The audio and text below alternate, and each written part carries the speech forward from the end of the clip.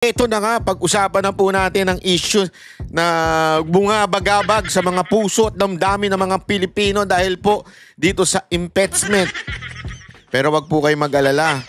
Mukhang hindi na matutuloy o baka naman ma-delay, di ko alam. Pero ang haka-haka dyan ng ilang mga eksperta ay hindi matutuloy itong impeachment kasi nga po may mali. May mali ho sa ginawa nitong mga kongresista natin at ngayon ay naiki-question ngayon yung prosesong dinaanan ng impeachment. Naku po.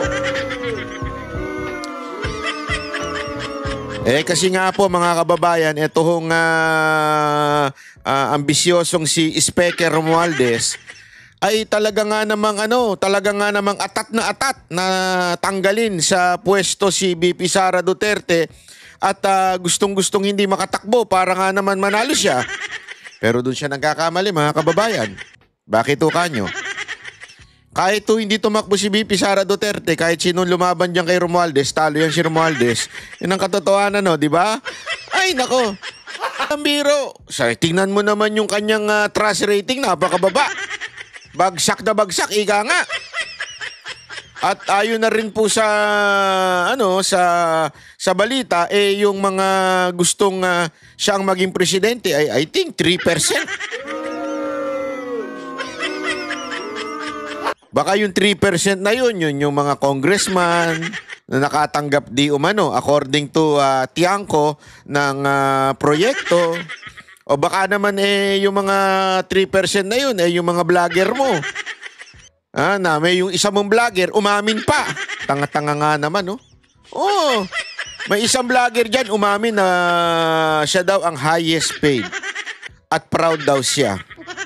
'Di ba? So, baka yung mga yun ang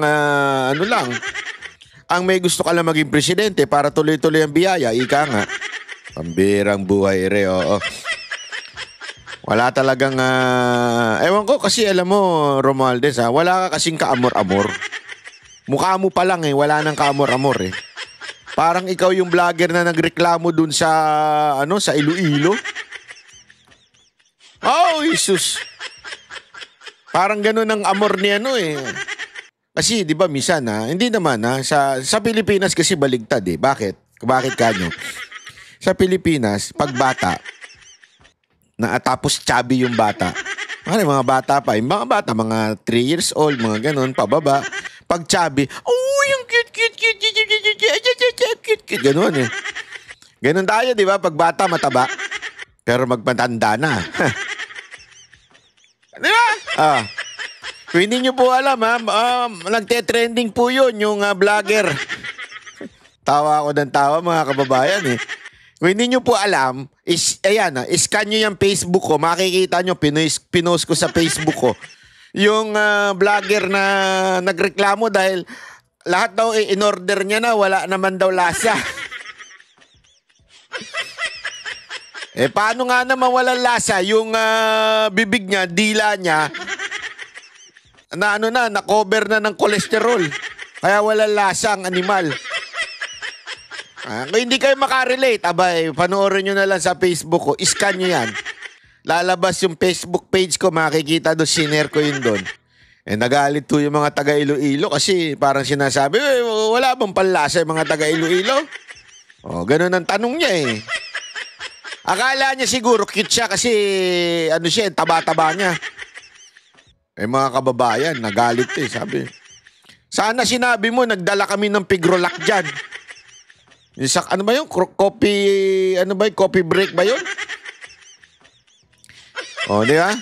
Nako, pambihira. Anyway, balik tayo dito sa usapan ng impeachment. Bakit ba sinapasok yung matabang yun? Kasi yung may gusto magpa-impeach dyan, mataba din. At tulad din ng vlogger na yun. Bakit kanyo? Anong comparison ng vlogger na yun? Kasi kahit anong ilatag sa kanya, yung vlogger, walang lasa. Dito naman, kahit anong gawin niya, walang kumakagat sa pautot niya, di ba? Kahit ano nang ipamudmud niya, ayuda, IX, lahat. Alam mo manang-mana siya dun sa presidente. Bakit? Sabi nga ni Basti, you will never be loved. So, si Basti talaga, basta pumapag-ibig si Basti eh. Yeah? Ang bihira ka, Basti. Alam mo, Boss Basti, dapat mag-inuman tayo. Mag-share-share tayo ng mga pag-ibig. Marami tayong alam dyan sa mga pag-ibig na yan. Kaya nga wala tayong pag-ibig eh. Anyway, pag-usapan na po natin itong impeachment ni VP Sara Duterte. Bakit ko nasabing baka hindi na matuloy itong impeachment ni Vice President Sara Duterte? Ha? Panoorin po natin ito. May mga kumukwestiyon kung dapat bang tumawid sa 20th Congress ang impeachment trial ni Vice President Sara Duterte. Nangunguna sa balita si Marian Enriquez. Marian, anong sabi ng mga House Prosecutor sa usaping ito? Jiggy, iginiit nga ng isa sa mga House Prosecutor na dapat pong tumawid sa 20th Congress itong impeachment trial ni Vice President Sara Duterte. Yan ay matapos questionin nga kung maaari ba itong tumawid lalo kung nag-umpisa po ang impeachment trial ngayong 19th Congress. Ayon mismo kay Senator-elect at dating Senate President Tito Soto, maaari pa pong magkaroon ng debate kung pwede pa po itong gumulong sa 20th Congress dahil meron pong question kung may jurisdiction ba ang 20th Congress. Yun po yun eh. Yung po yung mga kababayan, kung may jurisdiction ba? 'Di ba? Yan ang tanong ngayon. Kung meron bang jurisdiction ang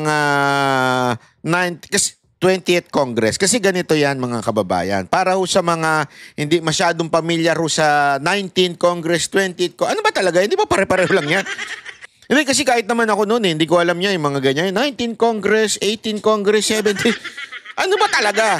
Kasi makikita mo yan sa plaka, di ba? Yung plaka ng mga abusadong mga congressman may 8. Tapos titingnan mo sa baba kung kailan siya naging congressman. Oh, yun, nandun yun. Itong kasalukuyan hanggang June 30, I think, is 19 Congress. Hindi lang ako sure kung hanggang kailan niya, pero alam ko hanggang June 30 yan eh. 19 Congress. Okay? Tapos, mapapalitan yan.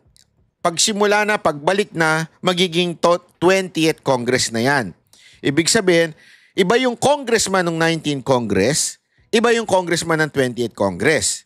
Pero may mga congressman na nag-reapply. Ibig sabihin, na nagkandidato uli at nanalo. So, may mga 19 Congress na maaaring magsilbi na sa 20th Congress. Okay. Pero ang punto kasi dyan, mga kababayan, kung ano man ang ginawa ng 19 Congress, yung mga congressman ngayon, hindi na yan makikerry over ng 20th Congress.